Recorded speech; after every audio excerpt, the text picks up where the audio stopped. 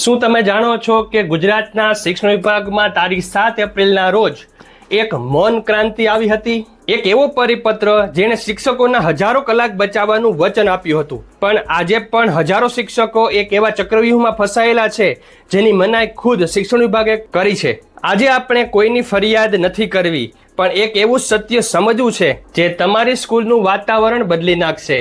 પરિપત્રમાં કહ્યું હતું માત્ર HPC એટલે કે હોલિસ્ટિક પ્રોગ્રેસ કાર્ડ, પણ હકીકત કંઈક અલગ છે.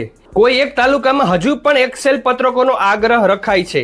તમારા તાલુકાની સ્થિતિ શું છે એ હું અંતમાં પૂછીશ, પણ એ પહેલા એ જાણો કે શિક્ષણ વિભાગનો અસલી હેતુ શું હતો. કેમ શિક્ષણ વિભાગે કહ્યું કે પત્રકોના થોથા બંધ કરો?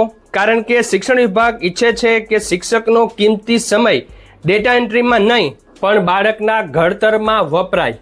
વિચારો, જો એક્સેલ શીટના 50 ખાના ભરવાનો સમય આપણે બાળકની વાંચન ક્ષમતા સુધારવામાં આપીએ તો HPC કાર્ડ એ માત્ર કાગળ નથી, એ બાળકની પ્રગતિનો અરીસો છે.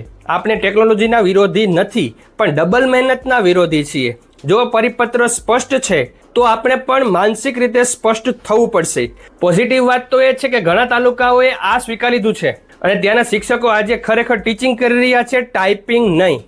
આપણે સૌ શિક્ષણ પરિવારના સભ્યો છે. અમારો હેતુ છે શ્રેષ્ઠ શિક્ષણ. જો આપણે નિયમ મુજબ ચાલીશું તો કામનો ભારણ ઘટશે અને ભણાવવાનો આનંદ વધશે.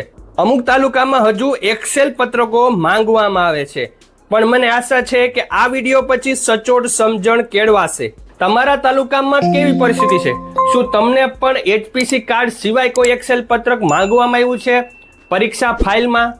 તો જરૂર જણાવજો. આજનો વિડીયો આ અપડેટને લઈને હતો. Thank you very much. જય શ્રી કૃષ્ણ.